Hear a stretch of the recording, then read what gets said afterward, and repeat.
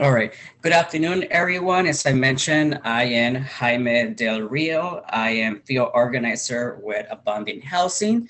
And we have here today Luke, who is our educator director, who is a volunteer and who's the one who's going to be doing the presentation for Housing 101. We'll first start off with a presentation with Housing 101, and then we'll open the floor for Q&A.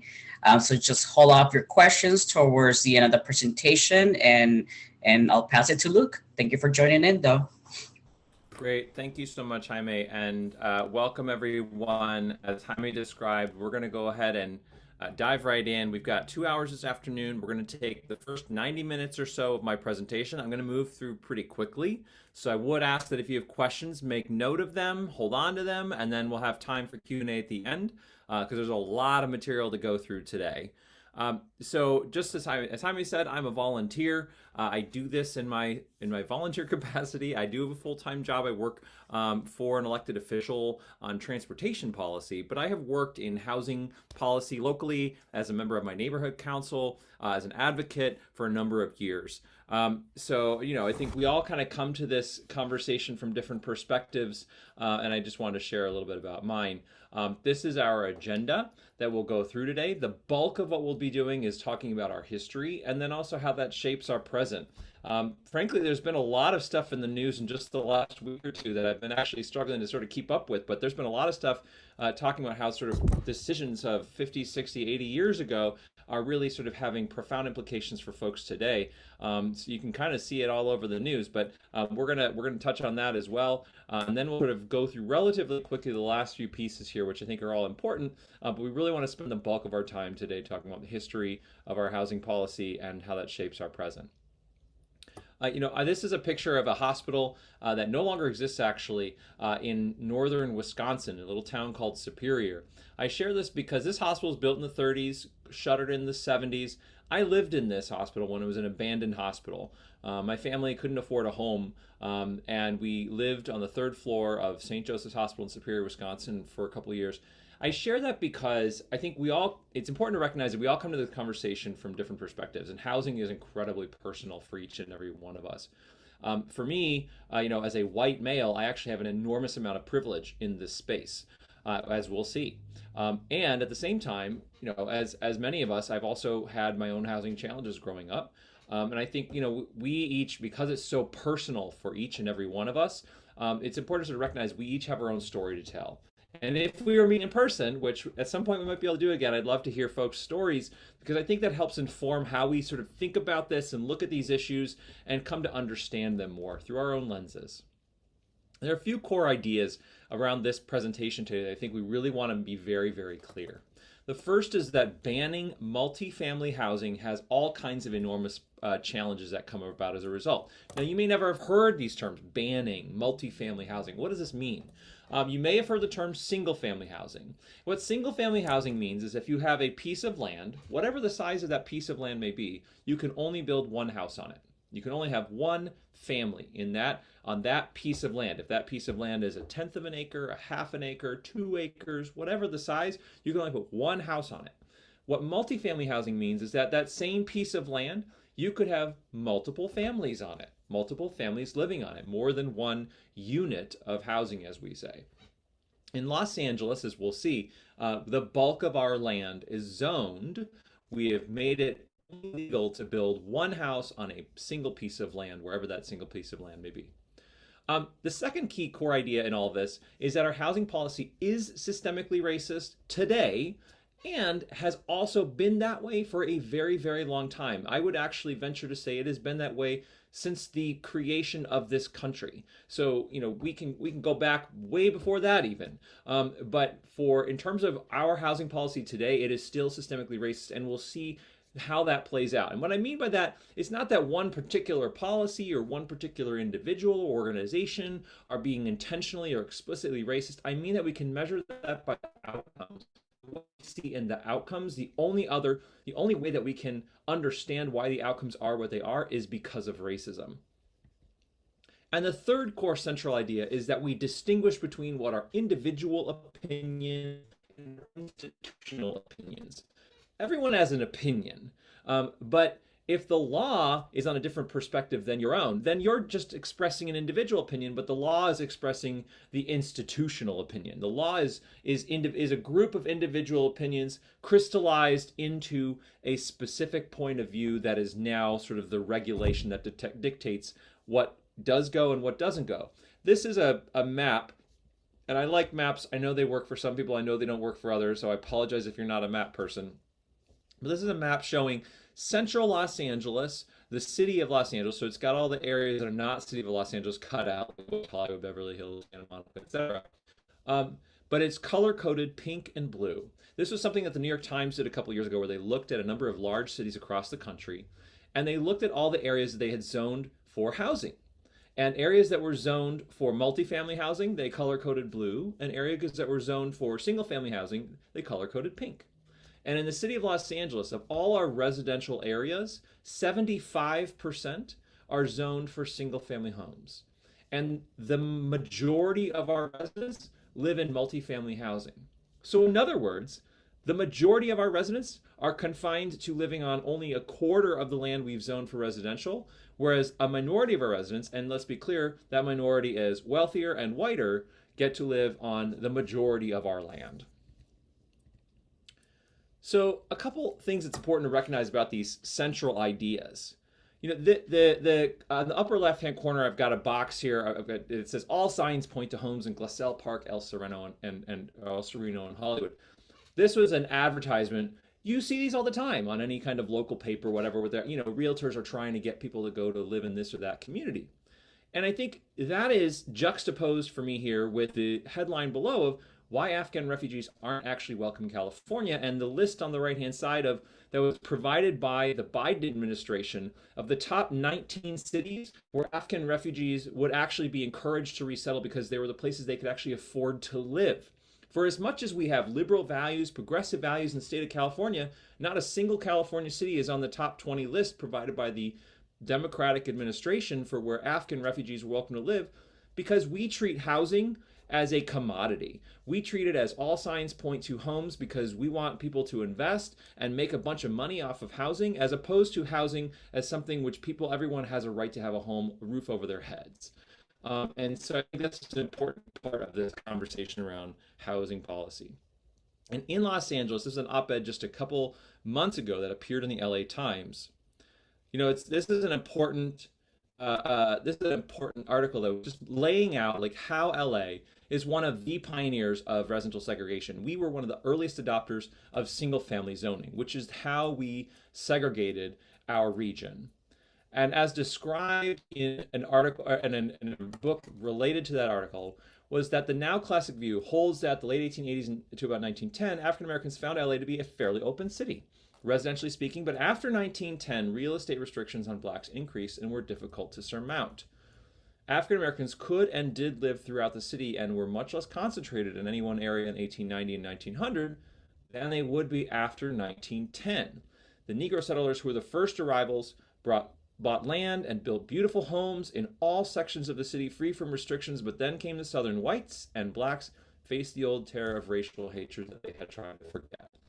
As we'll see, that plays out in many ways. I've said our housing policy has always been historically systemically racist. So actually there was probably a period of time here from this description where LA was less segregated than it's ever been. And that was well over a century ago. But then we implemented single-family zoning across the region in order to create segregation. And we'll dive into that in just a moment, but I just want to lay out a timeline here which will touch on almost all of these things. So don't worry about what are all the different pieces on this timeline. The main things I want to call out are 3 bars that I've got attached to the timeline. There's a brown bar, a red bar, and an orange bar. The brown bar is a period of time where it was completely and perfectly and totally legal to discriminate on the basis of race in housing. We did it all the time. We did it left and right.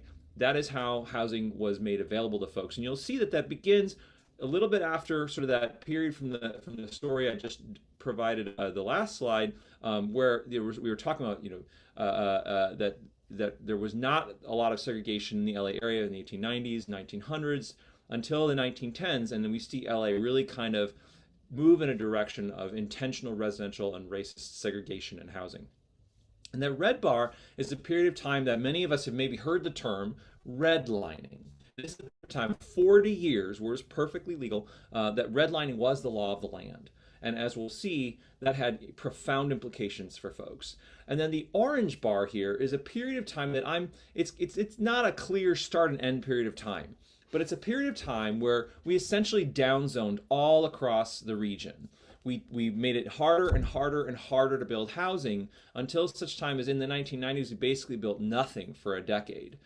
So these three periods of time are really distinguished, and I'll be calling them out and referring back to them throughout this presentation. So 1917, the U.S. Supreme Court in Buchanan v. Worley has this big ruling where it says you cannot discriminate on the basis of race in zoning, because the city of Louisville, Kentucky, had a law that said there's this black area and there's this white area, and if you want to buy or rent a home, if you're white, you can only do so in the area we've zoned for white people, and if you're black, you can buy or rent a home only in the area we've zoned for black people. The Supreme Court said, no, you cannot do this. You cannot zone on the basis of race. So problem solved, right? Racism is over. No more racism in housing. Not so fast. Because what did we do? We implemented single-family zoning. The earliest adopter in the state of California for single-family zoning was the city of Berkeley, California, up in the Bay Area, which is actually right now going through a process to undo single-family zoning. But Los Angeles was shortly and hotly on their heels in the proliferation of single-family communities all across the region. And many of us are familiar with the Hollywood sign. I assume that we all are. The Hollywood sign was originally an advertisement for Hollywood land. It used to say Hollywood land. Eventually the sign sort of rotted, started falling apart. They took off the land part, they refurbished the Hollywood part, but it is the advertisement for a single-family residential community up in the hills that are just below the sign that was restricted to whites only. So you can see in this brochure, they said, protect your family by procuring at today's prices a home place in the hills of Hollywoodland, secured by fixed and natural restrictions. The natural restrictions they're referring to there are the distance from downtown, the hills. You have to have a car if you want to be able to have a home in Hollywoodland. But the fixed restrictions, the covenants. They're the covenants that were attached to each of the homes, each of the properties in Hollywoodland that said you could only buy a home and only resell a home and only rent a home if you are a white person, or a white family. You cannot do that if you are a black person or black family. Eagle Rock's brochure was a little more explicit. The second to last line on this brochure from them says, the residents of Eagle Rock are all of the white or Caucasian race.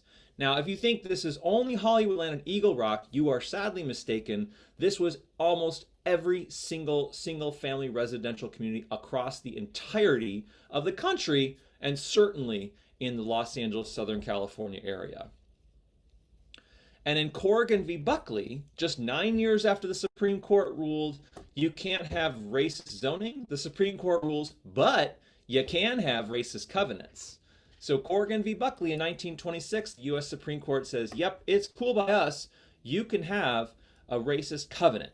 Which, by the way, something else I meant to mention previously, the LA Realty Board financed a case that set a national precedent in 1919 when our California Supreme Court ruled an African American could buy a covenant home but not live in it, right? So a couple years after Buchanan v. Worley in 1919, the state Supreme Court says in California, you can do covenants and black folks can buy homes that have covenants, but they can't live in them because these are private contracts, right? It's not the city imposing zoning that says whatever. It is a private contract. So in other words, we're sort of doing an end run around here.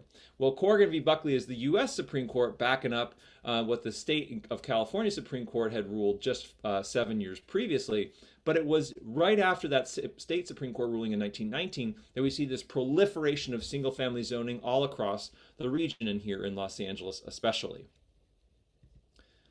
So we had this period of construction, and our most prolific decade for new housing construction in Los Angeles, right after that state Supreme Court ruling that says that black folks cannot live in a home with a covenant that says that they're not allowed to live there. They can buy it, they just can't live in it. And we see this massive amount of new housing construction. In the year 1923 alone, 43,842 new homes. 43,000. of which almost 20,000 are single family homes. To put that in comparison to today, right now we're averaging about 10,000 new homes a year.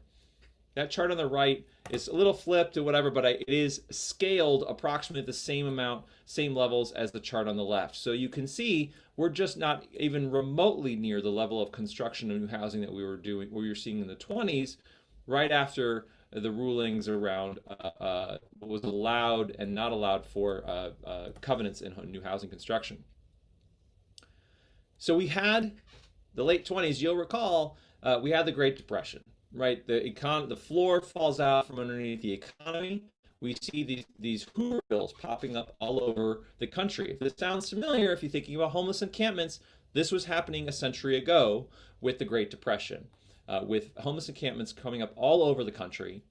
And we elect Franklin Delano Roosevelt as president, and one of his first big acts in the New Deal is the creation of is the signing into law of the National Housing Act. And what did the National Housing Act do? It created the Federal Housing Administration, the FHA, which many of us today, you hear the FHA, you know what that is, but this is a brand new thing that was created in 1934.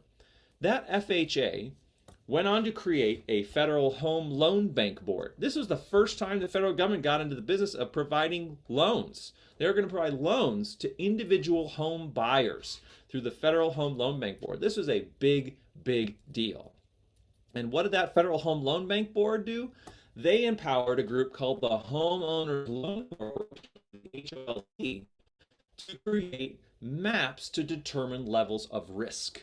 So the Homeowners Loan Corporation was empowered by this new federal lending agency to figure out what was the risk associated with lending in this or that community, okay? Because the federal government's stepping in and they're going to provide loans to individual home buyers for the very first time in the history of this country. This is a huge, huge infusion. Billions of dollars being infused into the economy through this new program. And I would argue this was the single largest affordable housing program we have had in the history of this country. Above all, this was it. This was the largest affordable housing program we've had. Not only because we went in and subsidized through the creation of the 30-year fixed rate mortgage, which did not exist before this. We went in and subsidized not only people's ability to purchase homes, but then they earned wealth through those homes. Right? You can't do that with affordable housing today. If you were to move into a designated affordable unit today, as soon as your income goes above the qualifying level, you got to move out. We don't allow people to accumulate wealth today the way that this program enabled them to do 90 years ago. So what did the Homeowners Loan Corporation do? Well, they created maps, and for Southern California, for the LA area, here's the map they created for us. And you'll see on this map there are 4 colors. There's red, yellow, blue, and green in that order. All right, well, or the reverse order. But the green areas were the areas where the federal government, if you want to provide a lending for someone to purchase a 30-year home with a 30-year mortgage in that area, great. It's good, no problem, it'll be great. Blue areas, pretty good. Still okay, maybe some questions, maybe some issues. We're sort of keeping an eye out on them, but we're pretty much okay with them too. Yellow areas, near impossible. Near impossible in the yellow areas. And the red areas, not possible. If you wanted to purchase a home with a federally backed mortgage in an area that was red lined, you could not do so. Not only that, but this is now a clear indication for any other activities that are happening at the federal level, the state level, the local level, of where dollars should be invested and where they should not. And that has ramification after ramification for decades to come, straight through to today. So how did they create these maps? We're going to look at 2 areas. The area I've circled in green here, adjacent to Runyon Canyon, and the area circled in red, which is in Central Hollywood, just a mile apart from each other. But one is green and one is red. For the area green, it was described as having business and professional men, executives, capitalists, motion picture stars with annual incomes of $3,600 a year and upward, 0% foreign families, no nationalities, 0% Negro, and no apparent or anticipated shifting or infiltration. This is the top line description that determines whether this area should have, what color it should have on the map.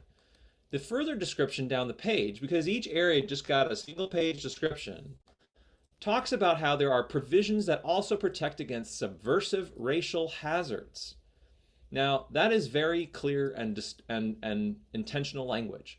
When they say subversal racial hazards, they mean anyone who's not white. And when they say protection, provisions that protect, they mean the covenants that I was telling you about for all these single family homes that were popping up across the region. Those covenants that make it impossible for anyone who is not white to purchase a home or resell a home. So, what about the area that was redlined? Just a mile away. Described as having white collar workers, movie and radio employees, service workers with annual incomes of $1,200 to $2,000 a year, 15% foreign families, Orientals and Mexicans nationalities, few percent Negro. Then they say infiltration of Orientals is increasing. Encroachment of business and industry also a threat. And further down the page in their description, they say that there is maintenance of generally poor quality and population is extremely heterogeneous and includes many subversive and racial elements. So we're clear, a mixed racial population is a bad thing in the eyes of the Homeowners Loan Corporation as it relates to the level of risk associated with lending for purchasing a home in this community. They say toward the bottom of this description that were it not for a scattering of Japanese and Filipino residents, this section would be entitled to a higher grade. Reread that just to make sure we're clear on what they're saying. Were it not for a scattering of Japanese and Filipino residents, this section would be entitled to a higher grade. The area as a whole is assigned a medial red grade. What they're saying is there's a handful of people who are Japanese and Filipino, and therefore we're not going to give it a yellow, we're going to give it a red. That's what they're saying. That means that for everyone in this community, anyone who wants to live in this community, you're not going to be able to get a federally backed mortgage because there's a handful of Japanese and Filipino residents who live somewhere nearby. That's what this is saying. So this is legal documents that determine the eligibility of anyone to purchase a home with a federally backed mortgage in this community for 2 generations. 2 generations from the 1930s all the way to the mid 1970s. So while that is happening, right? While redlining is happening, it's still perfectly legal to have covenants, right? That say you cannot purchase a home if you're not white, or even if you're not Christian. Well, Hattie McDaniel had something to say about that. She's the person pictured on the upper left-hand corner here. She was the first black winner of an Oscar for her role as Mamie in as Mammy in Gone with the Wind. She bought a home in Sugar Hill, which is a community in South LA that is largely big mansions.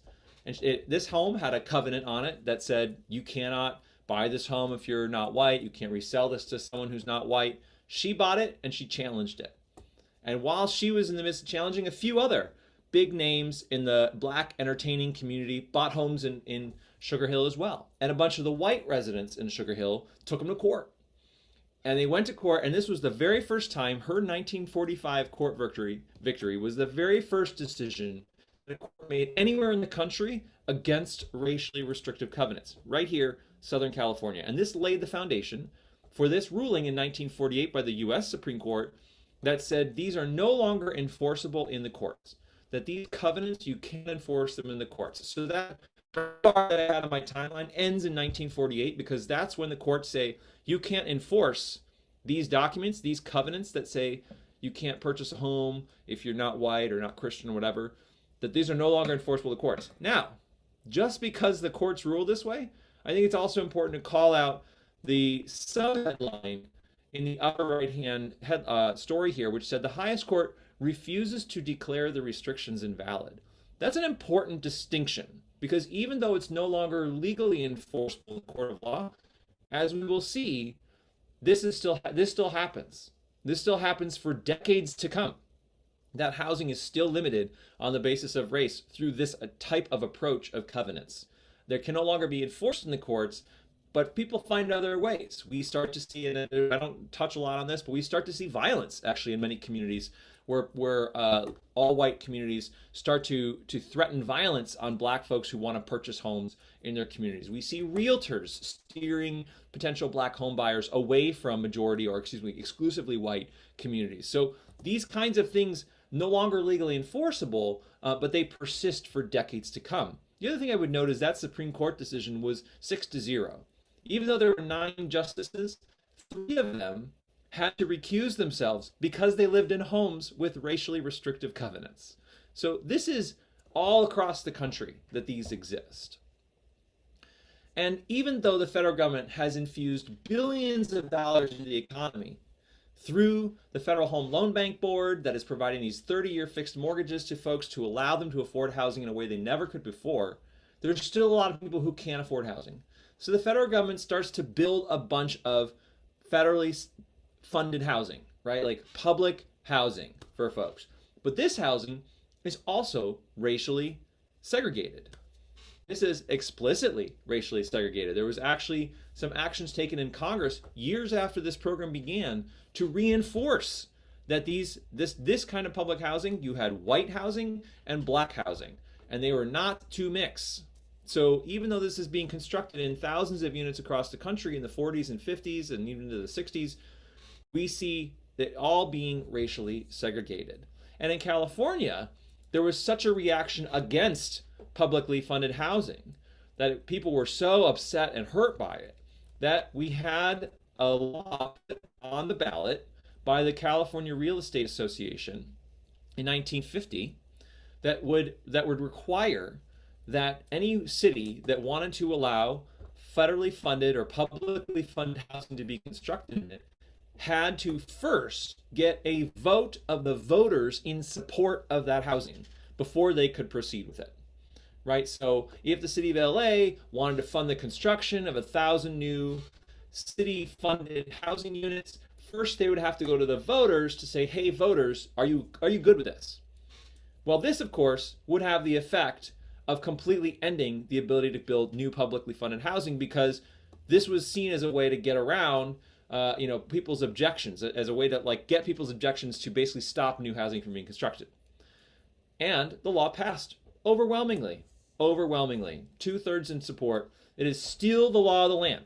This was an amendment to the California Constitution, which is now the Constitution Article 34, and it today in 2021 still adds thousands of dollars of costs to the construction of each new affordable housing unit that has any kind of publicly funding support, because they have to do workarounds to get around this existing element of the state constitution. Now, to be fair, the California Real Estate Association has been working to get this removed from the Constitution. But the last time that there was an effort to remove this from the Constitution 30 years ago, it failed in the 1990s. So it is not a given that the voters of California will relinquish their authority, their ability to stop construction of publicly funded housing through the ballot box. And while that's happening, we see now this era of what I call white flight. Well, I don't say, many people call this white flight. I'm putting that label on this.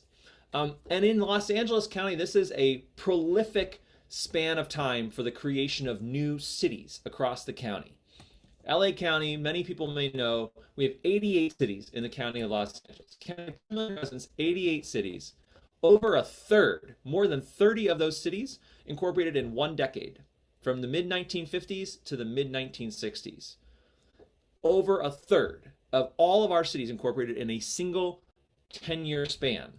That's actually not coincidental, right? This is an era where we just saw this massive incorporation of all these small cities that were designed to impose local control. It was all about local control. Each city having its own autonomy, its own rules around what could and could not go on within its city limits. Well, that's not coincidental.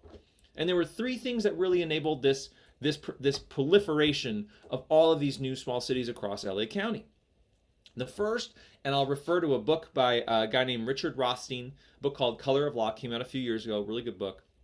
He says, quote, builders went to the Federal Housing Administration for development. He's talking about, in this case, the city of Lakewood, which was, when it was first built, it was a 17,000 home subdivision, right? That was going to incorporate into its own city, but it was just a large area of land that developers wanted to build 17,000 homes. They went to the Federal Housing Administration, the FHA, in the mid or early 1950s.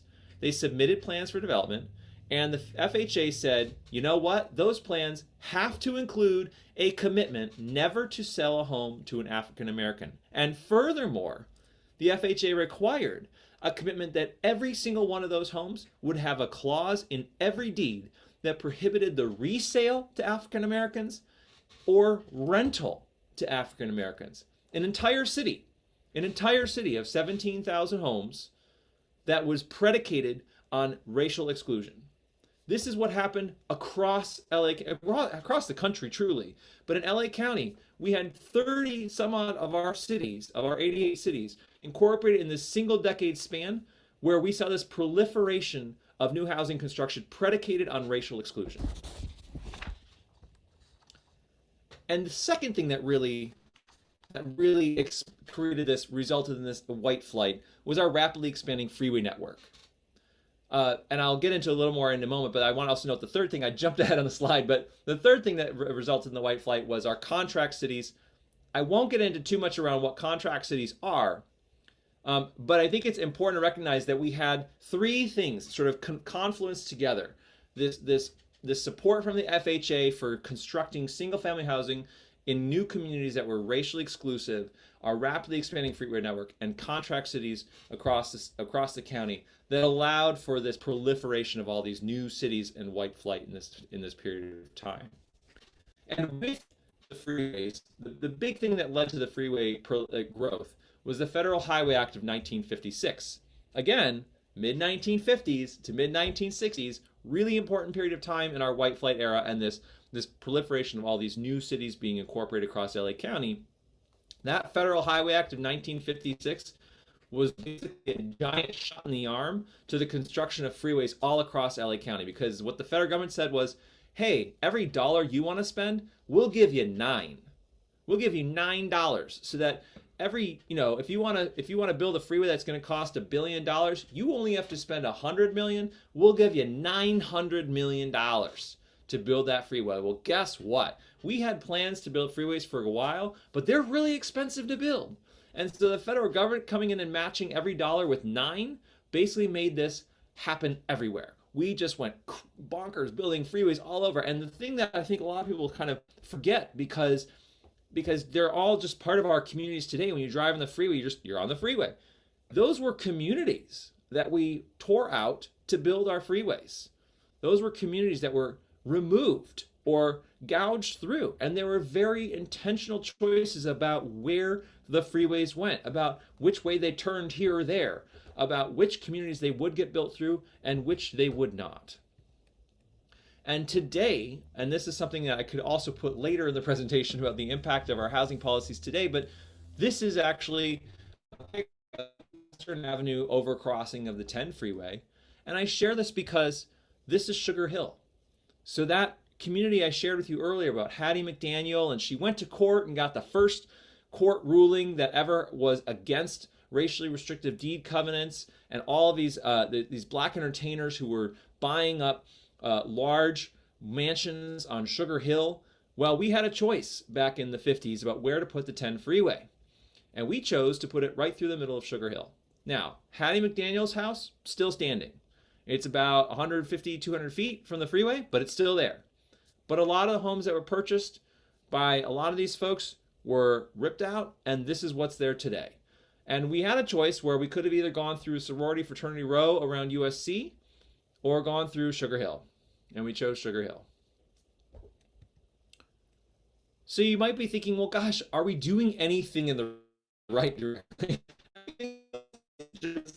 Compounding and compounding and compounding. Well, we tried. And in 1963, the state of California passed the Rumford Act. The Rumford Act was a bill that said you cannot discriminate on the basis of race in rental accommodations in buildings of 5 or more units. Now, originally the Rumford Act was to apply to all housing. In 1963, you couldn't get that passed in the state assembly and state senate. So they amended it so it only applied to buildings of 5 or more units, so medium-sized housing to larger.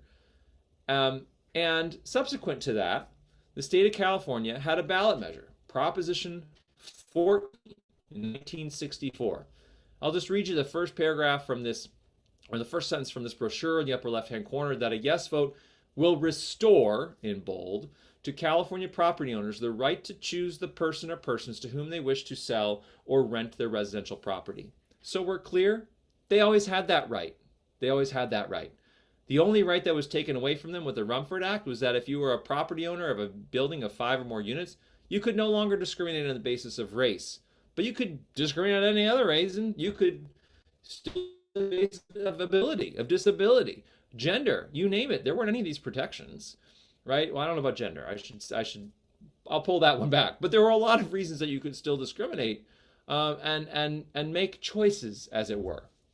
But we had Prop 14 on the ballot in 1964, and you might think, well, gosh, I hope it didn't pass. I'm sorry to tell you, it did.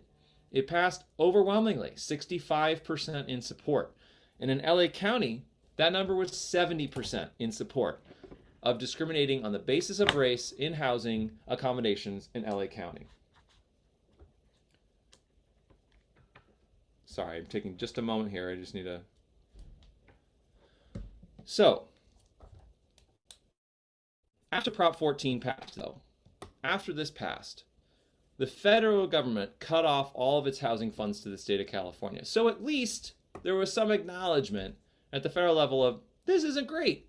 This is not good. California, you're going in the wrong direction. That was also the year, 1964, when we had the first federal Civil Rights Act, which barred discrimination on the basis of race in schools, employment, and public accommodations.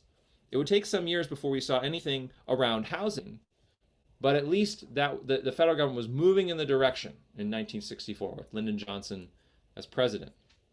But 1964, this time period, is important for other reasons, because that's about when I have this orange bar on the timeline. It shows that we're starting to constrict.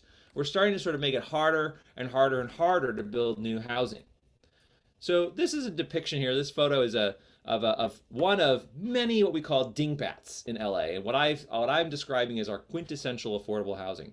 If you're looking to live in central Los Angeles, more likely than not, if you've looked at rentals available, you've probably checked out at least one, if not more, dingbats, which are these buildings where it's basically on stilts. You have parking underneath because the city requires covered parking, so there's a convenient way to provide covered parking with housing above it. And these really took off in the mid 1950s. And mid 1950s to mid 1960s, very important period of time in our housing policy.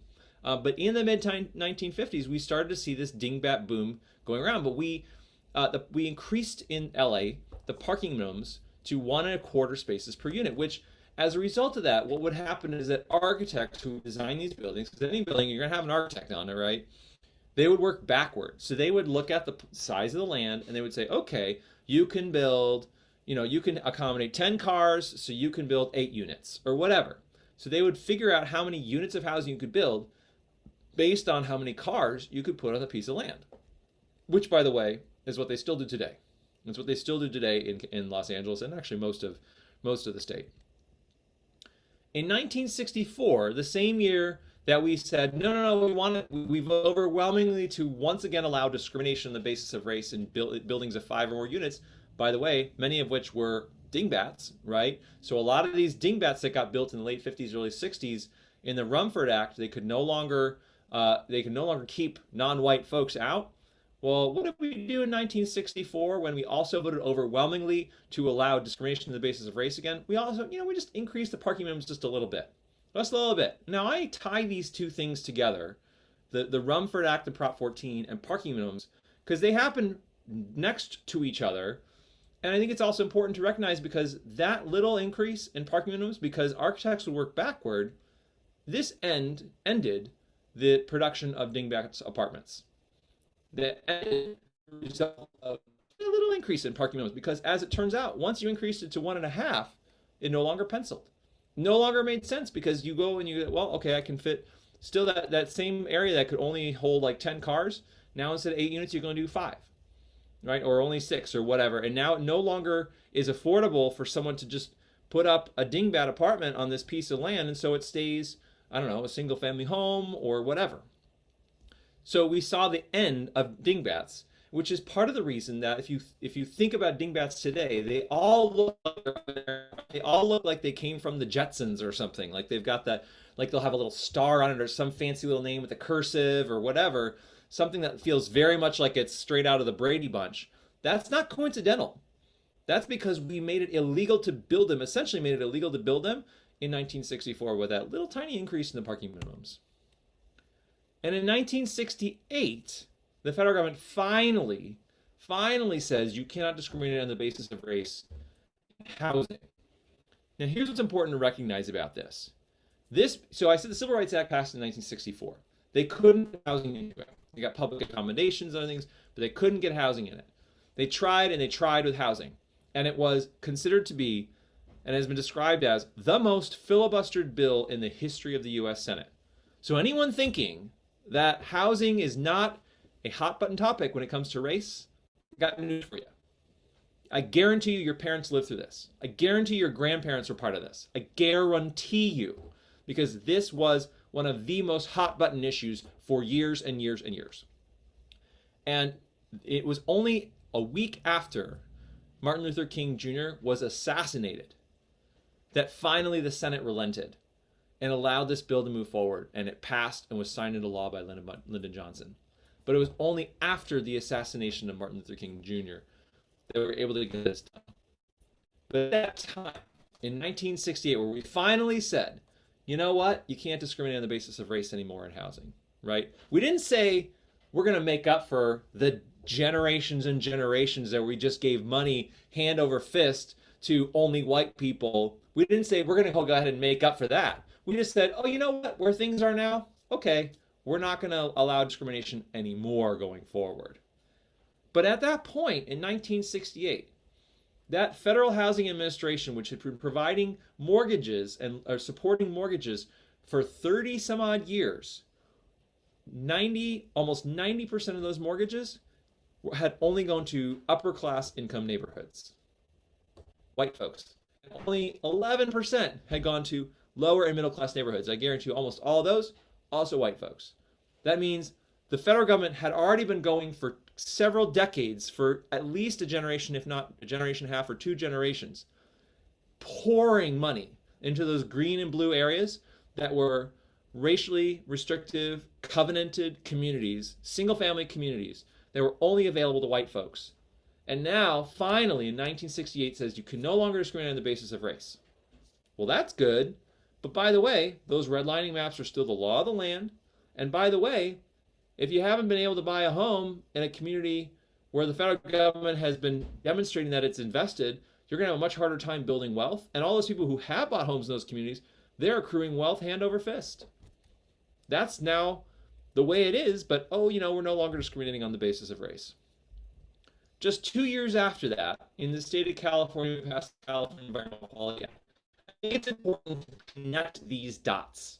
I know some people may take issue with this, but I think it's important to connect these dots because CEQA and the Federal Environmental Protection Agency came about in a very limited window of time where suddenly new housing construction, new people moving into the cities were seen as an environmental detriment.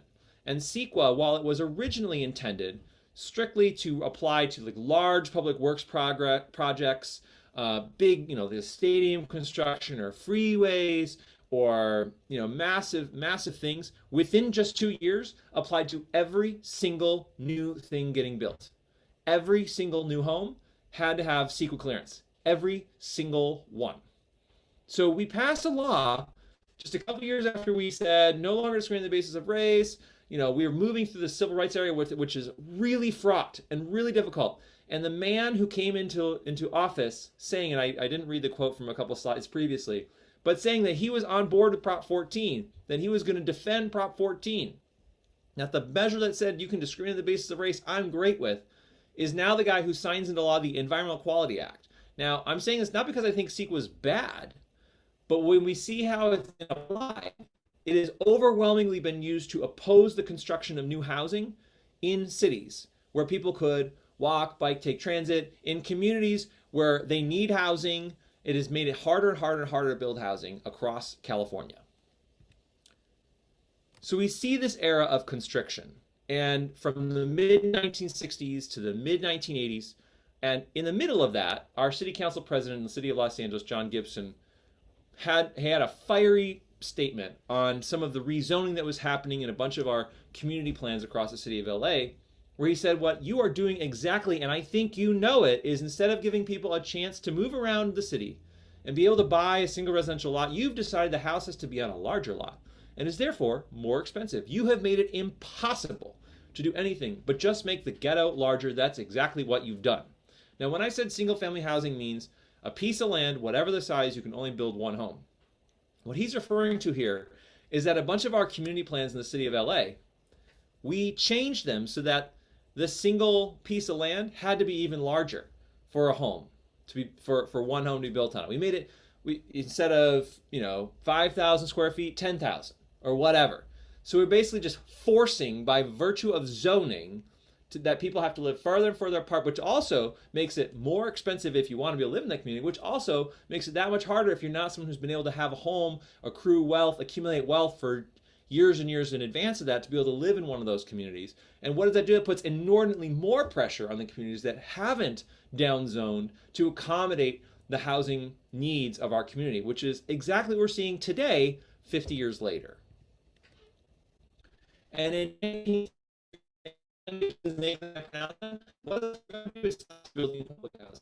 that public housing that for decades had been explicitly racially segregated was no longer, you could no longer segregate this housing racially after the passage of the Fair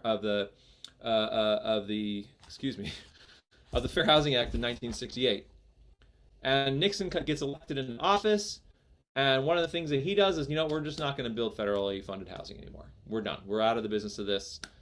Now that it's all racially mixed, I'm just going to presuppose that is part of the reason that someone like Richard Nixon decided we shouldn't be putting funding into federal housing anymore.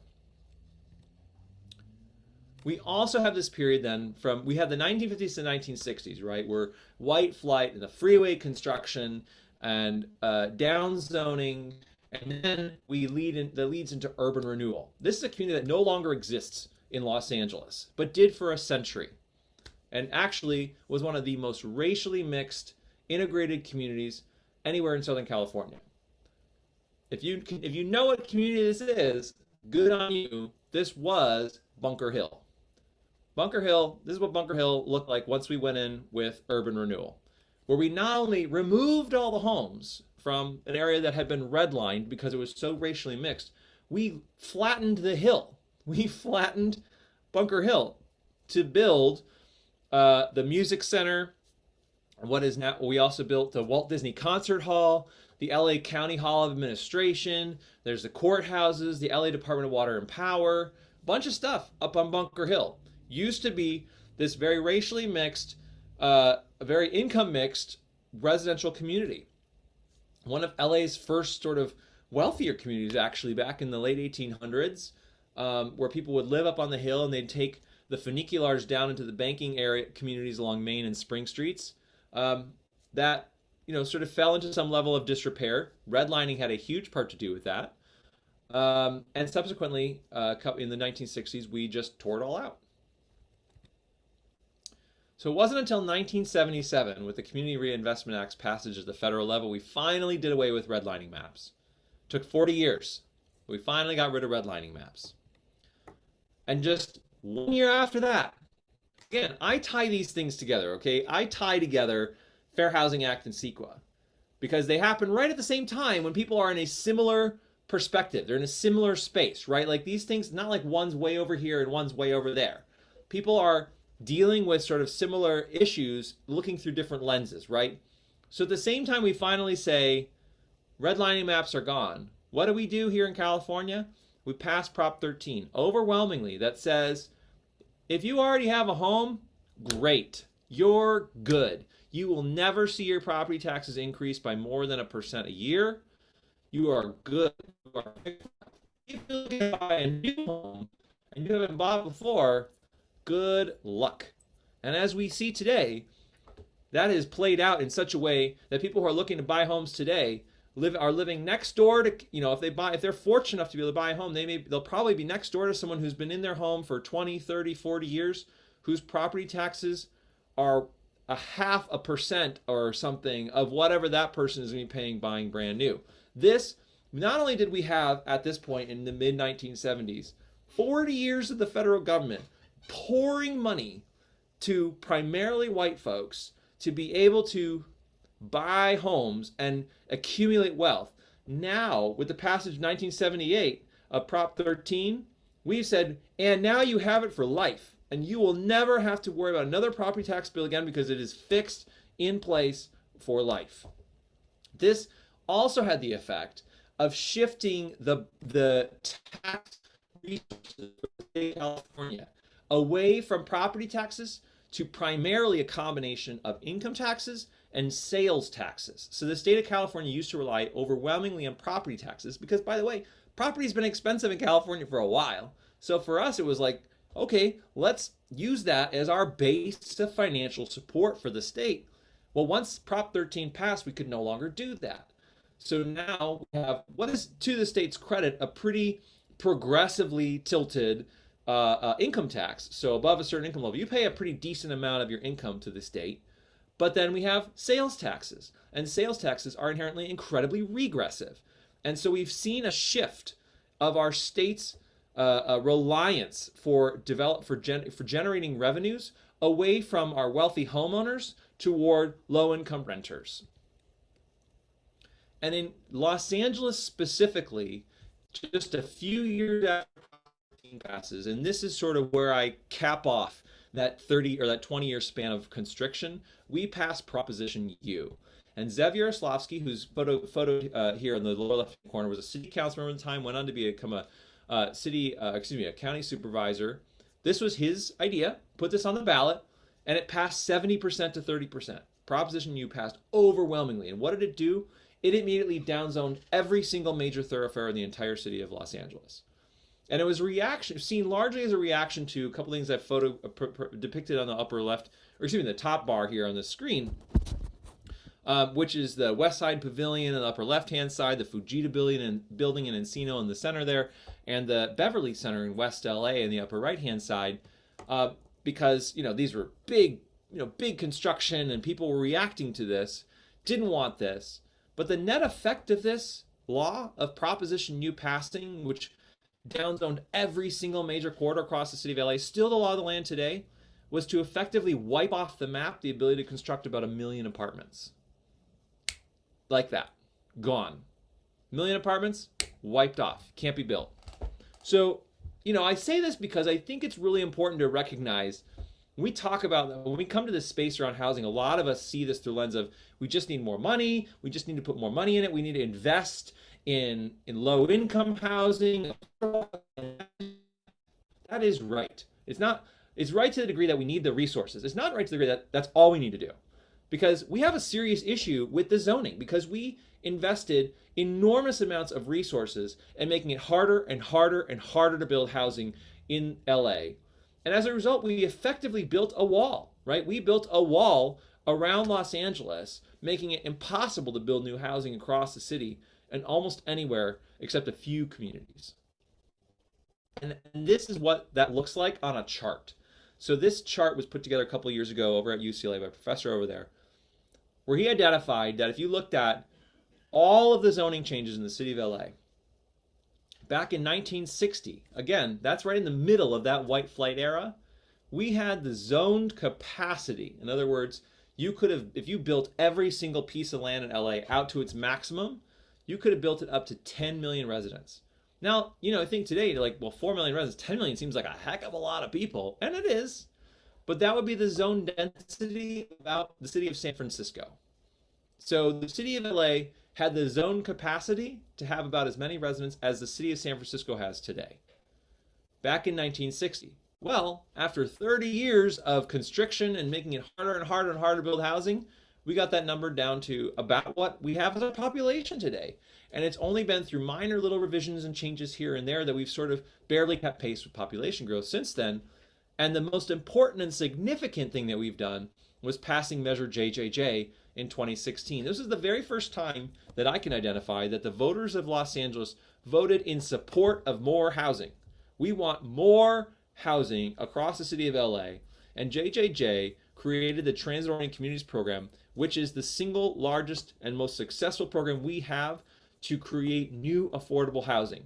What it does is it provides a set of incentives to people who want to build housing that says if you provide some percent of designated affordable housing, you can build taller, more densely, closer to the sidewalk, whatever. There's a whole set of things that you can do in exchange for making sure that your new housing project includes some percent of designated affordable housing. So, hopefully you can see this. Hold on.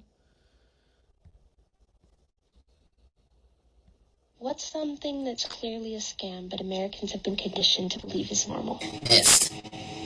And this. And this. This. And this. Richest country in the world, and we choose to build our communities to look like this. This is so soul-crushing. You know what all these areas have in common? They're built for cars. We completely neglected public transportation and instead chose to publicly subsidize car ownership by building thousands of miles of roads and highways and parking lots. Also, those small town, like Main Street vibes that people like to glorify as small town America. Yeah, that like this is like illegal in most rural and suburban places. Zoning codes have literally banned the density required in build like that because density means apartments. Apartments mean renters, and renters mean ethnics and poors move into the neighborhood. So if you're mad at this, thank capitalism and racism. So let's look at how this plays out today, how all of these things accumulated over time have had an impact today. Here's our housing units by year built for the city of LA. Now I think this ends in 2016, but if you had all the way through this last decade from 2010 to 2019, it's almost up to the level of 2000, 2009. But essentially the last 30 years, we built fewer housing units per decade or per year than at any time in our city's history over the last century. So we are building fewer housing units today than we ever have.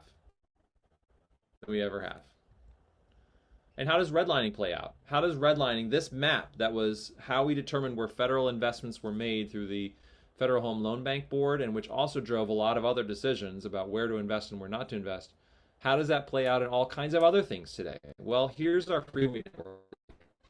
I've overlaid our freeway network onto the redlining map, and what you maybe see pretty quickly is how that redlining map, let me go back and show you the redlining map, put that freeway network back on it.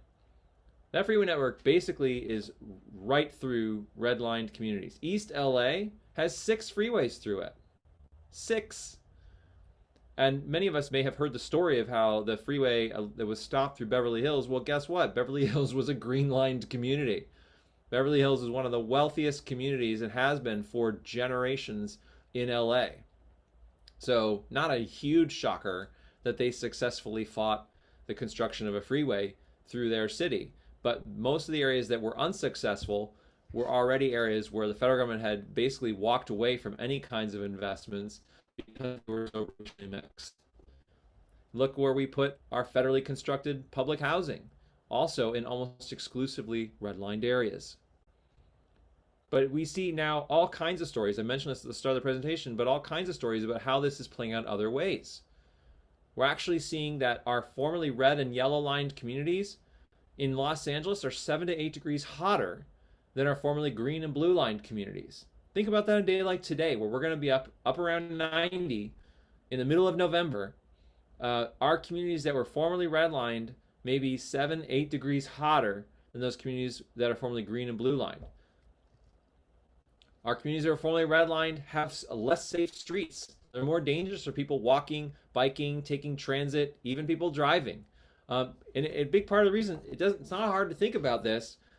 We designed the streets so that primarily the white folks who are going from business centers to their green and blue line communities where they lived wanted faster, wider streets to get through the communities where they didn't want to be, right? They wanted to get through the formerly red and yellow line communities faster, so we made the streets wider and less safe for everyone who lived in those communities, so that the white folks get through them faster. And that is still playing out today. Our parks in our formerly red line communities are smaller and have more people versus the parks in our formerly green line communities. Policing. A recent study by a Tufts sociologist found that in terms of policing, our formerly red line communities are over-policed when it comes to social control and under-policed when it comes to emergency services. And also that policing both responds to and reinforces segregated landscapes. In terms of home appraisals, right? This is something that if you're going to buy a home, if you've bought a home, this is a really important part of what your home is actually able to generate in terms of wealth. And what we are finding is that there is a pervasive bias in home appraisals to the level of an average difference in the value of a home in a majority white community versus a majority black community. Same home, 23%. 23%. This is exactly what I mean when I said that our housing policy is systemically racist today. This is an outcome that could only be attributed to race. That if you own whatever home in a majority white community, if you take that exact same home on that exact same piece of land and put it in a majority black community, it loses 23% of its value like that. That is a bigger gap today than it was in 1980. That 23% is more significant. That is a larger gap in home value differences as a result of racial composition in a neighborhood today than it was 40 years ago. Trees, believe it or not. Actually, the National Geographic just did a whole thing about this a couple months ago. The National Geographic, of all things, looked at, in LA, the difference between formerly green line communities and red line communities and where trees exist. And we are finding that this particular study here found that whiter and wealthier neighborhoods have about 50% more greenery and urban canopy when compared with formerly red and yellow lined communities. There's not a huge difference between formerly red and yellow lined communities. It's between green and blue and yellow and red. 50%. Which also directly ties to the whole temperature thing I mentioned before. And there was a ProPublica analysis that just came out this month that looked at census tracts all across the country. They did this in-depth analysis of census tracts all across the country, and they found that in predominantly black census tracts, in other words, communities that were formerly redlined, because let's be clear, that is very much still how our communities are segregated today. The estimated cancer risk for toxic air pollution is more than double that of majority white tracts.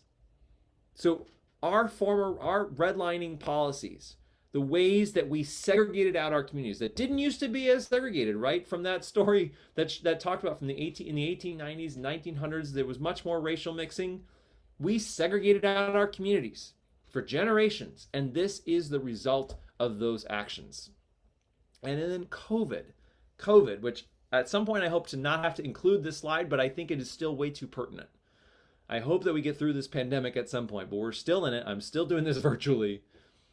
But COVID, we saw this directly linked, that in our communities with the worst air quality, which you can see there's two things on this map. There's color coding green to red, and then there's dots.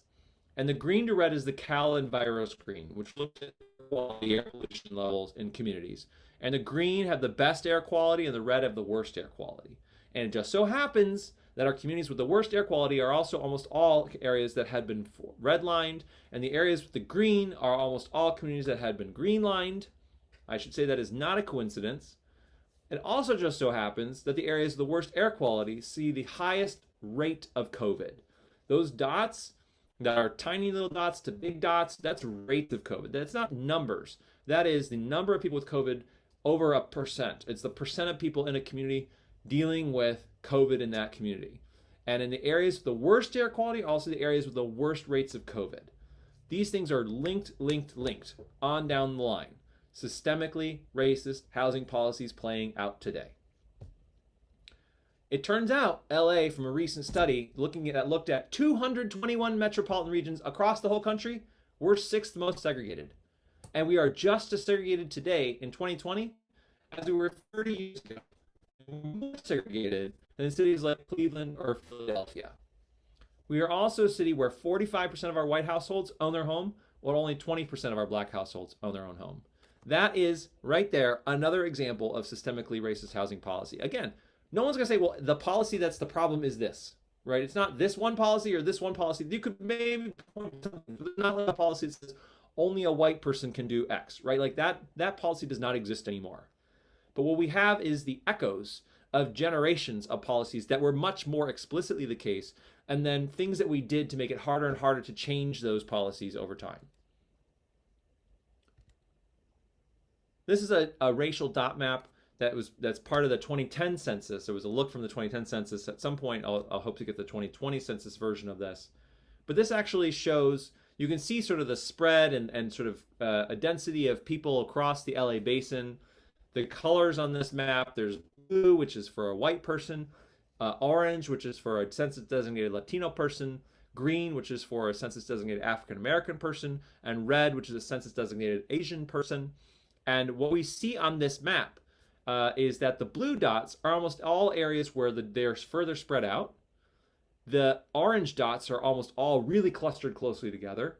And green dots kind of mix. We do certainly have communities like Ladera Heights and Crenshaw, Inglewood, South LA, where we see, in Pickfair, Little Ethiopia, where we see more spread out green dots, because LA is actually one of the few communities across the country where we have a large number of single family, majority black home ownership communities. And that's great. It's also the exception to the rule, because the vast majority of our black households in LA are still renter households, and certainly across the country.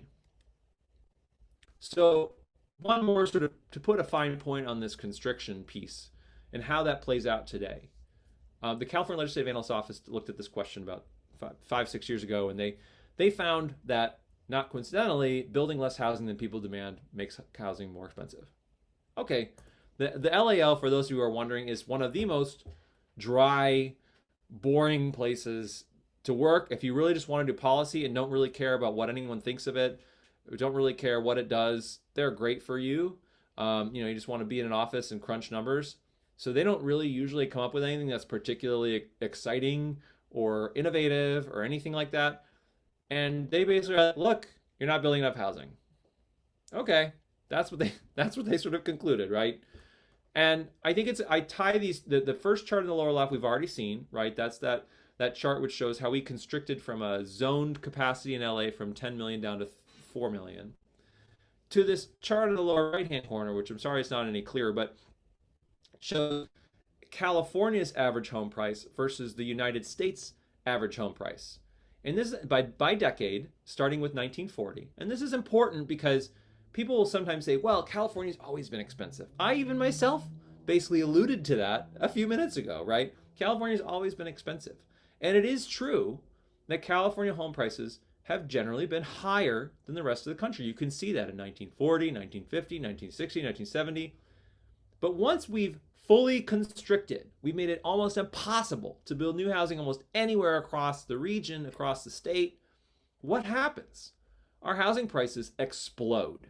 And in 1980, we suddenly go from having housing prices that are about 20-25% more than the statewide or the national average to almost double, to more than double in the 1990s, to down a little bit in 2000, to even higher in 2010. And then from 2010 to 2015, when the whole country was going through these reverberations of the housing crisis or the mortgage crisis that resulted in the crash and everything, and housing prices fall down across the whole country, they still went up here in California.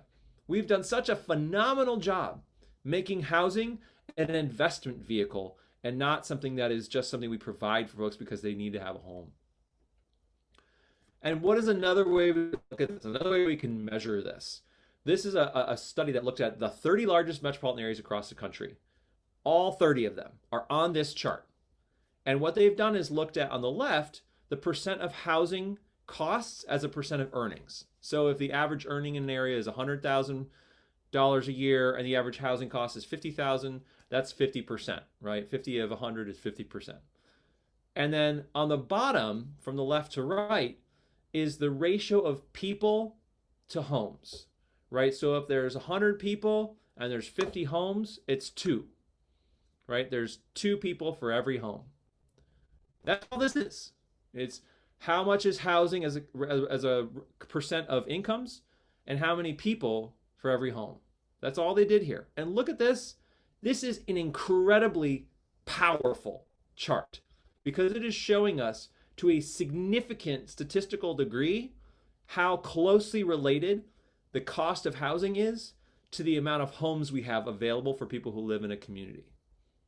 Because what it's saying is essentially, the fewer homes you have, it's more expensive.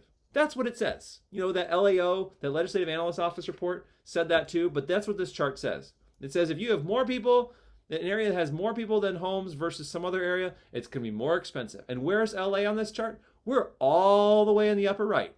That is us, all the way in the upper right, because we have, of the 30 largest metropolitan areas, we have the fewest homes for the number of people who live here. Of all 30 largest areas in the country, name a big city, we're worse. We're worse than them. We're probably worse than the 100 largest metropolitan areas, but that's not what the study evaluated. It only looked at the 30 largest. And in order for us to go from where we are there, I've drawn this arrow so we can get our housing prices roughly comparable to what they are in Phoenix or Dallas or Chicago or Las Vegas. If we want to get down to there, across the LA metropolitan statistical area, which is a large area, it's 18 million residents, right? So this is not an insignificant area, right? It's huge. But in order to get down to that number where instead of our housing costs being close to 60% of our area median income, having them down to about 40%. So in other words, if you're someone who earns, $50,000 a year, instead of having the housing costs being at 30,000, being at 20,000 a year, we'd have to build 1.2 million homes today. And this is my big beef with our conversation around housing, that we always talk about it like we're building homes for new people. No, we need to build homes for people who are here right now. This chart is saying we're doing a terrible job of providing homes for the people who are already here. We have done a terrible job, and we need to move as aggressively as possible to build as much housing as possible if we have any hope of our housing prices even remotely getting more reasonable. We absolutely have no choice in the matter. If housing matters to us, if affordability matters to us, we must build much more housing. That is what this chart is saying. I mentioned the California Environmental Quality Act. Not going to hit on this too long, except to say that CEQA has been used overwhelmingly by folks without any record of environmental advocacy to fight and in many cases successfully block the construction of housing in our cities. Meanwhile, we're seeing the proliferation of new housing construction in California along the wildland-urban interface. Between 1990 and 2010, we built over 1 million homes in these areas, which are high fire danger, which, by the way, not great. Not great, both in terms of our climate policy and also just in terms of not a great place to live. But that's where we're allowing housing to get built disproportionately. Almost half of the homes we built in the last 30 years built in the wildland interface. Because we're making it near impossible to build homes in our central cities. And then homelessness, which I know for many of us is incredibly personal and incredibly important. We're seeing homelessness go up and up and up. And the thing is, that sort of strikes me, is I've been doing this Housing 101 for a few years. We used to talk about it, well, that, the economy is humming along, it's kicking, and it's just the way it is, and we're struggling with homelessness. And then as soon as the COVID pandemic hit, it was like, oh my gosh, homelessness is going to get worse because the economy is terrible. And I just have to ask, if homelessness is going up when the economy is good, and homelessness is going up when the economy is bad, maybe, just maybe, the issue isn't the economy. Maybe the issue is we're just doing a terrible job providing housing. And in fact, That is what most folks who have studied this have found is the number one cause of our homelessness crisis is we don't have enough homes. And people will sometimes say, well, people who are homeless, they're coming here from somewhere else. The vast majority of folks who are homeless have been in LA County for more than a decade. They'll say, oh, there's substance abuse, mental health issues. It is true that about 30% of our homeless population in LA County have some kind of mental illness or substance abuse issue or both. But 70% have neither. And frankly, that percentage, 30%, not a whole lot higher than our house population. If anything, it is something you could relatively easily attribute to not having a home, not having a place where you can put your head down at night with a roof over your head. Makes it harder to, be mentally sane. It becomes much harder. But then there's the last point here, that our black share of our homeless population in LA County, 33%. Meanwhile, our total population in LA County who are black, 8%. That is systemically racist housing policy right there. That's it. That is what I mean when I say our housing policy is systemically racist. Right there. And the main cause, I said a moment ago, housing unaffordability. This is a study that was done by the Harvard University Joint Center for Housing Studies that found that they looked at this and they actually found this statistically significant correlation between the cost of housing and the number of homeless, which should not be surprising. And yet we have to keep reminding folks that when we don't build enough housing, housing costs go up and more people are unable to afford housing. We end up with more people who are homeless. So I know it's not the immediate short-term solution because it takes a while to build housing, but building housing has to be at the center of our housing policy to deal with our housing crisis. Dorothy Walker, a woman who lives up in Northern California, is the founder of the American Planning Association. She called out one of the biggest barriers to us being able to address this challenge.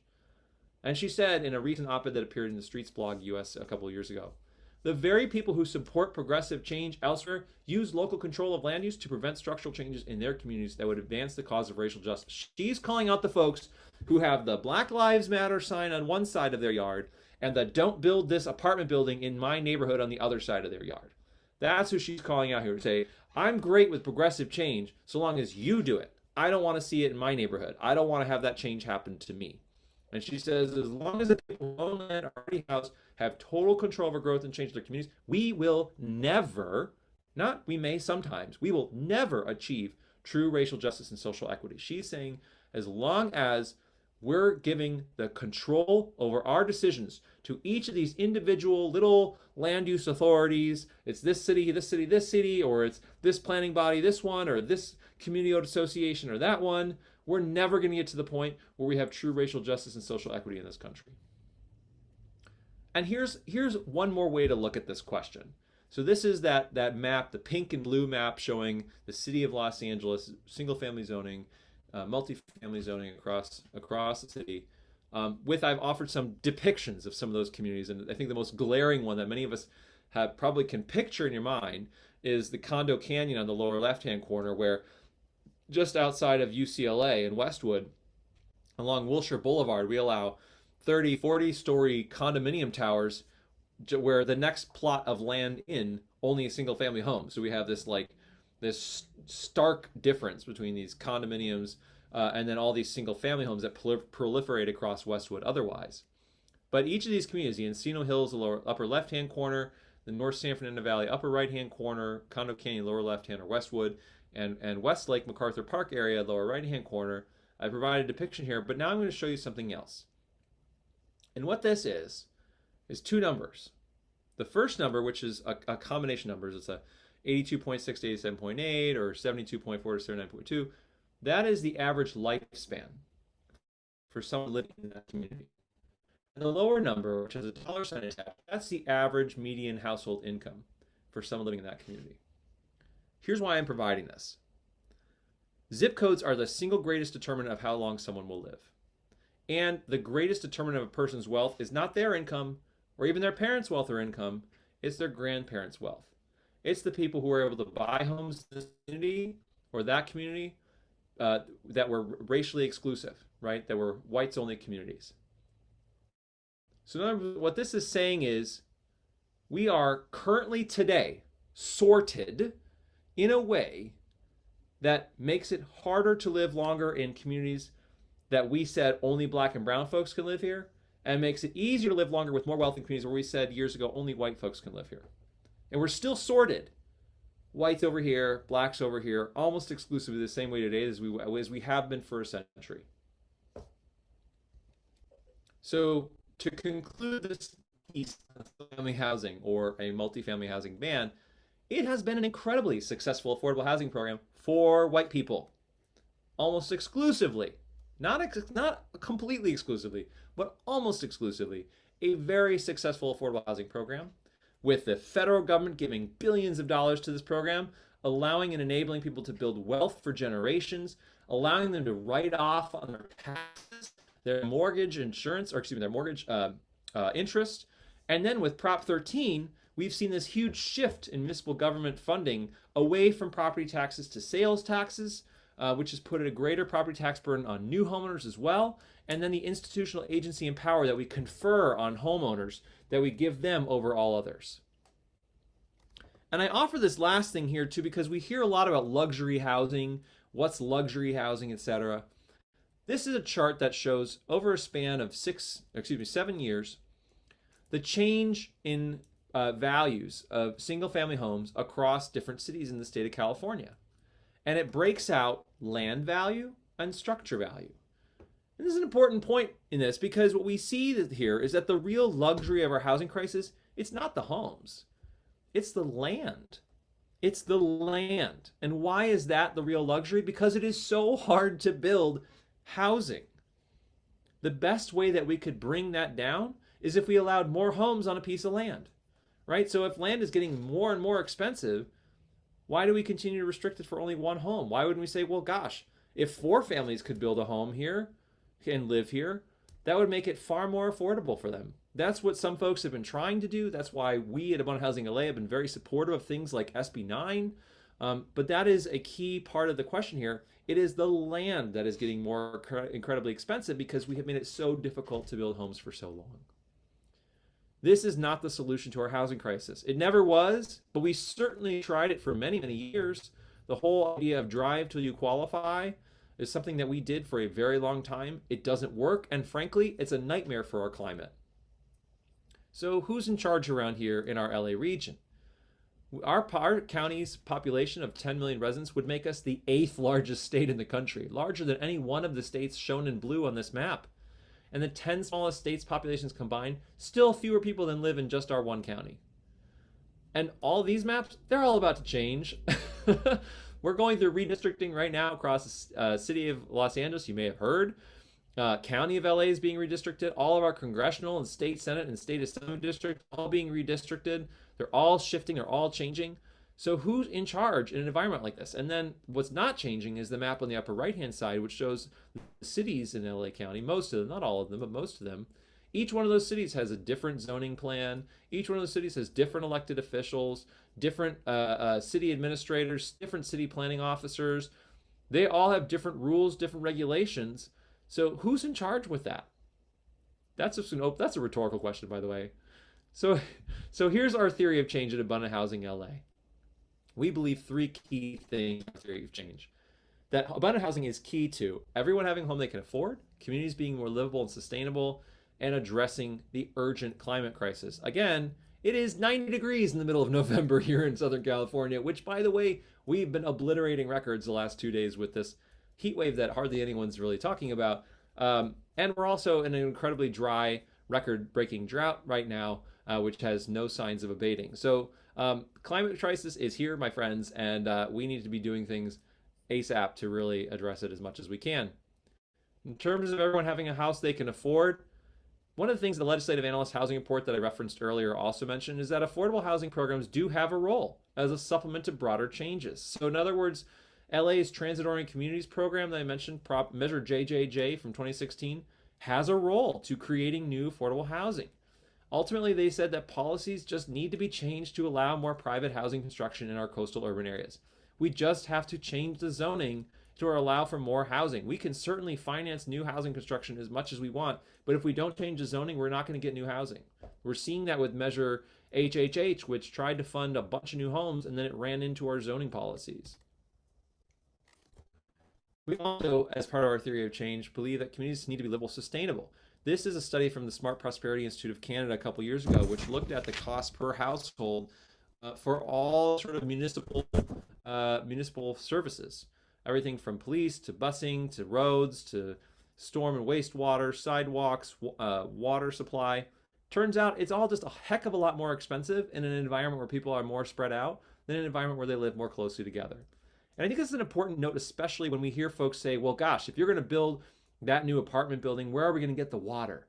Where are we going to get the water? You hear that. Where's the water going to come from? Where are we going to get the power for it? Well, guess what? If we don't build the housing here, you know where they're going to go? They're going to go somewhere that's out on the fringes. And where are they going to get the water there? That's going to come right through us. We're going to all pay the price for it because it's getting pumped further and further out.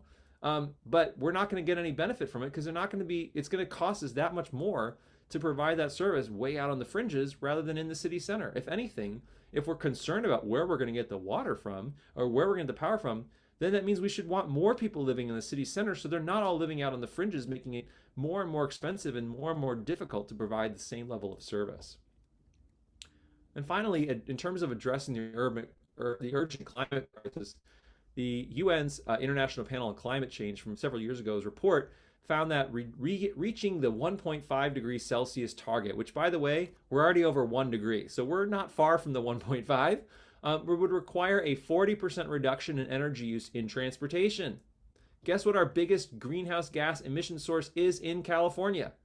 Transportation. Almost half of our greenhouse gas emissions in California comes from the cars that we're driving, comes from the trucks that are moving goods around the state. But it's primarily our cars, and it's primarily because we have built our cities to make us entirely auto-dependent. We have to change that. We can't beat the climate crisis without rethinking land use. As a study from the Brookings Institute said a couple months ago, the United States cannot reach its greenhouse gas reduction targets if our urban areas continue to grow as they have for the last several decades. After decades of sprawl, the U.S. has the dubious honor of being a world leader in both building-related energy consumption and vehicle miles traveled per capita. So, what are our policy approaches?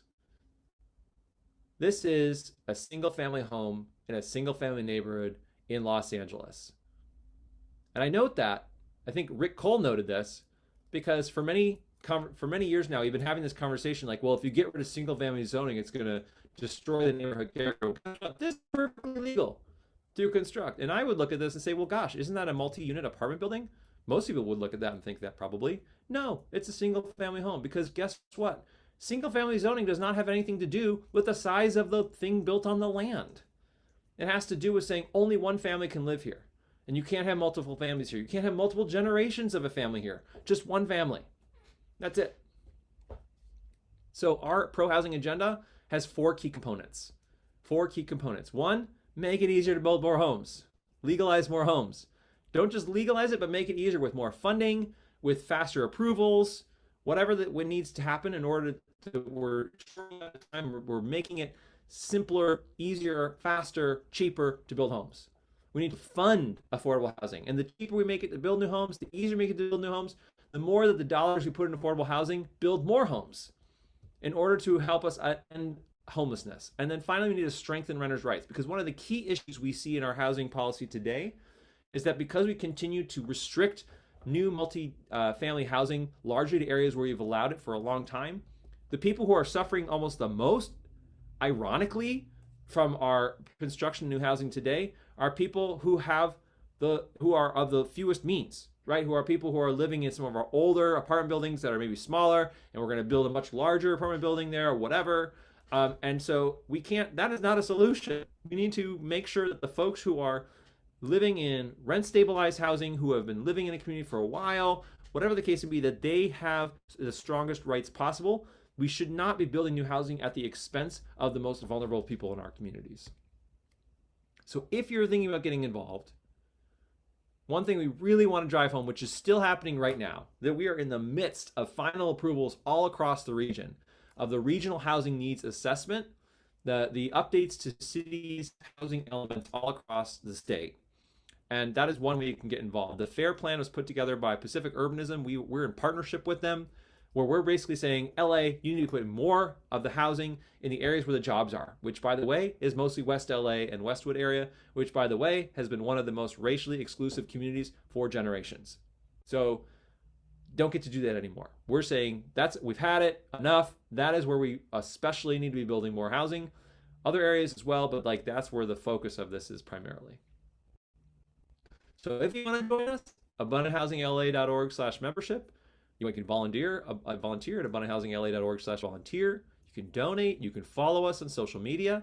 You can attend hearings, which actually, ironically enough, in this COVID era is almost easier to do than ever, because you can Zoom in or call in, and you can give public comment over the phone. And so that's one really important way to be active, to be involved.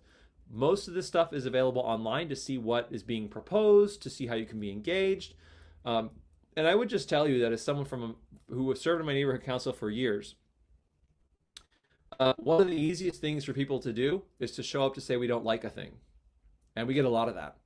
We get a lot of people say, I support new housing, but not this, right? That is essentially our housing challenge in a nutshell. Is the vast majority of folks say, I support new housing, and then immediately follow that with, but I don't like this, or I don't support this. There's always something wrong with whatever is being proposed. And when that happens, times thousands and thousands of potential new housing projects, that results in almost nothing getting done or changing and just perpetuating the existing thing. Doing nothing is a choice to keep doing the same thing, right? So if we're going to do a new thing, then we have to actively choose the new thing and support it when the opportunities present themselves to us. So that's the end of my presentation. And I would love to hear your questions. But if you are interested in following me on Twitter, I have a lot of opinions about things. So you can follow me at Luke H. Klipp. You can also email me if you want to shoot me a question about any of this or anything else. I am more than happy to be available. I do this as a volunteer, so sometimes it takes me a little bit to get back to you, but I'm happy to take any questions, answer any questions at any time. But we have a little bit of time now, so if you have any questions for me now, I'm happy to take them.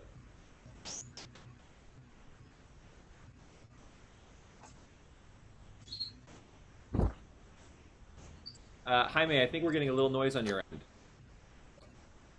Sorry. So I mute myself. Yeah. So I see we have a few folks in the room here. Thank you for staying through this with us. Do you have any questions? You can put them in the Q&A. You can put them in the chat. Would love to hear what your thoughts are.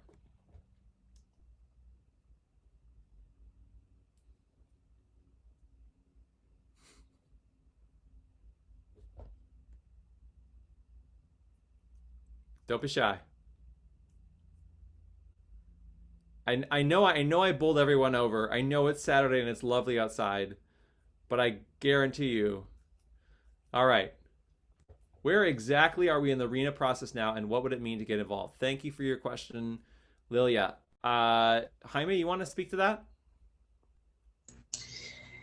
Yes. So right now we are actually, let me see if I could, it's just that I have so much noise right now.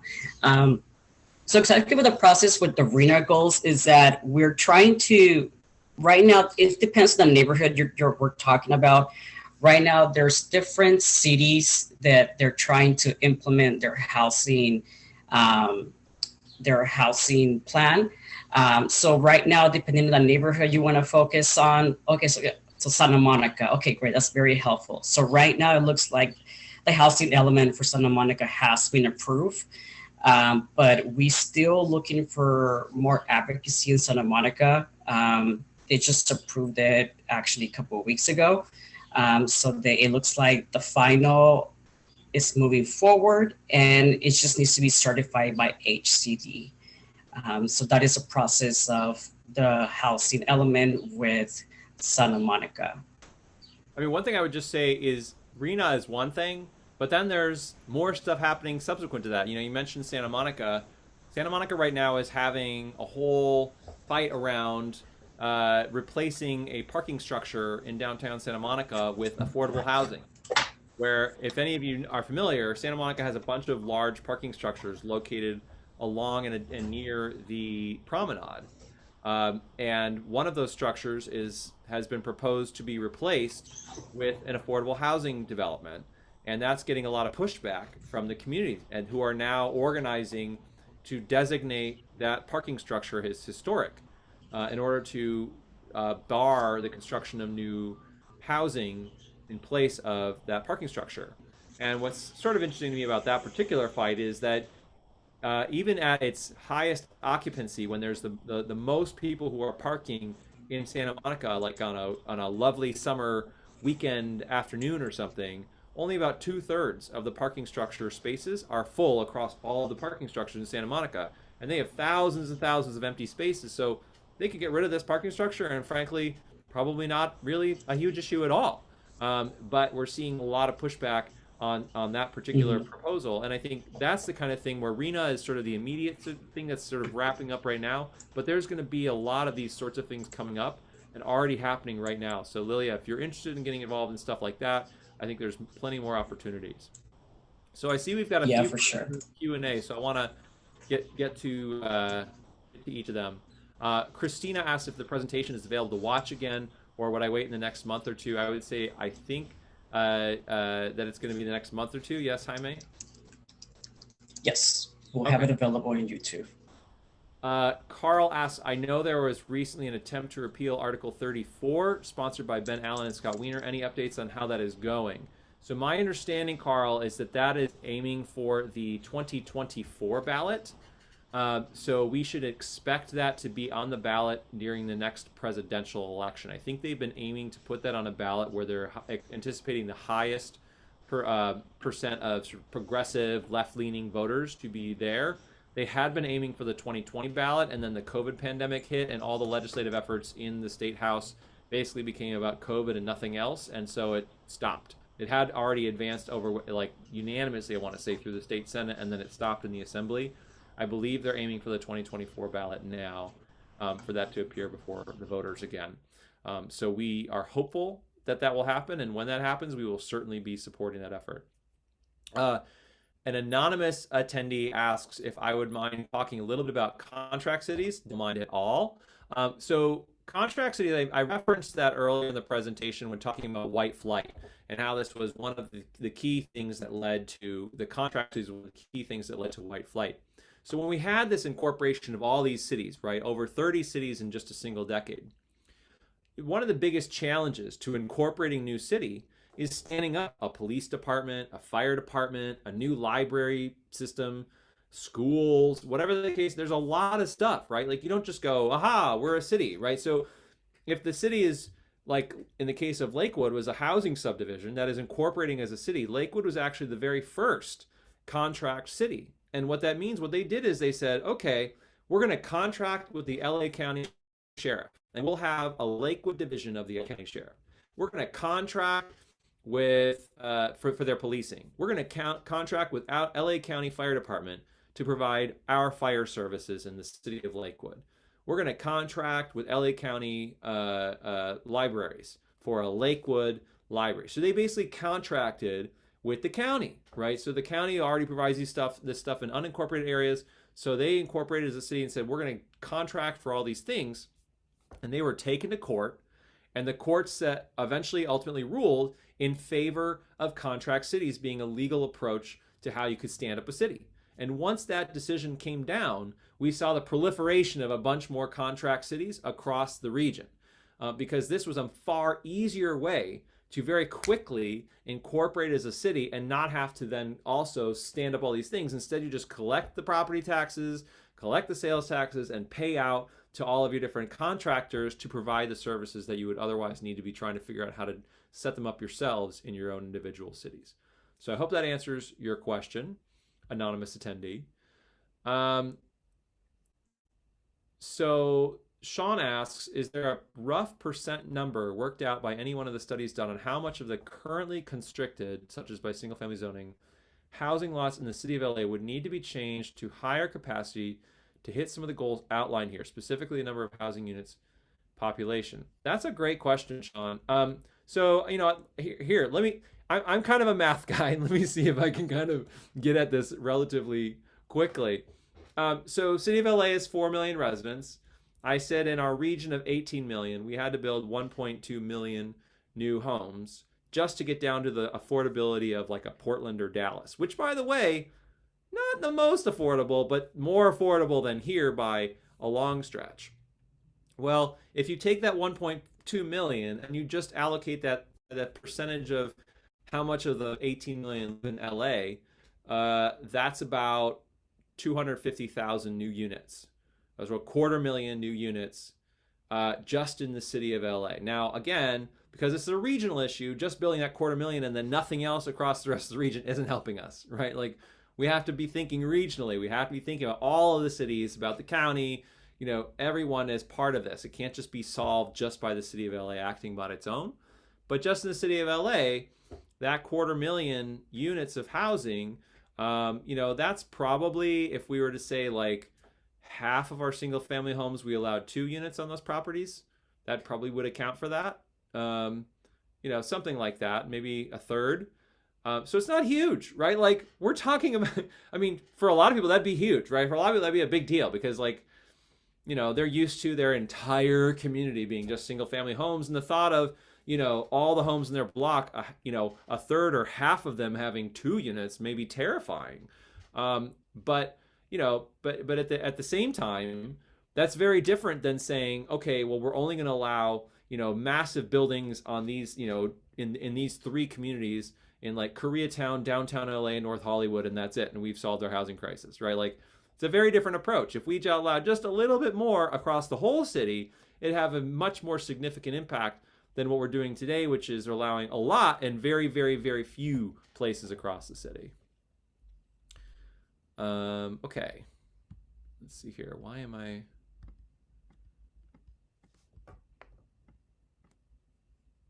Jaime, can you hear me? Yeah, I'm here.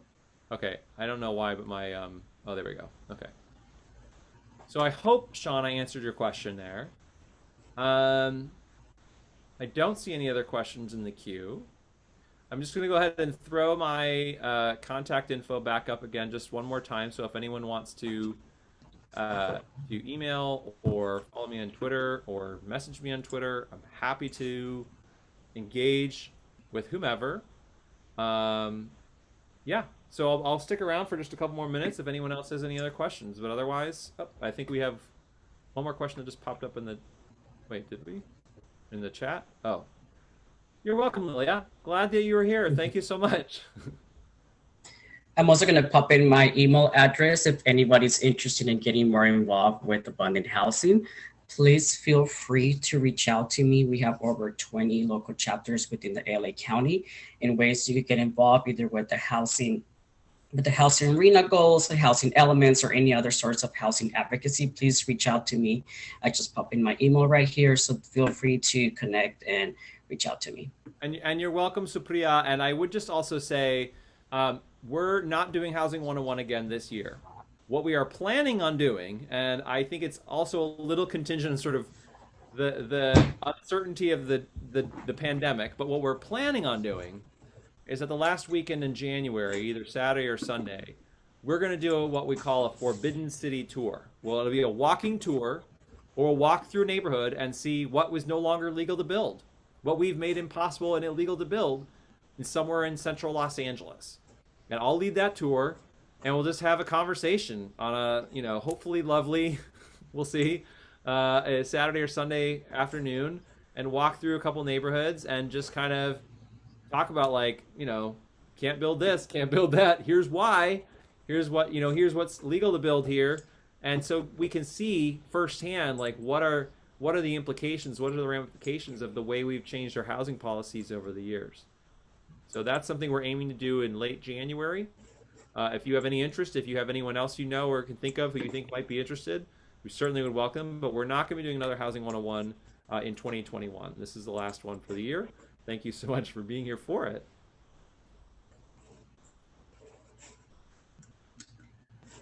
All right, I think that's it, Jaime. Yeah, it looks like that's it. All right, well, thank you so much, everyone. I think we say it at the same time. Yeah. Thanks everyone for being here. Really appreciate it. And have a great rest of your weekend.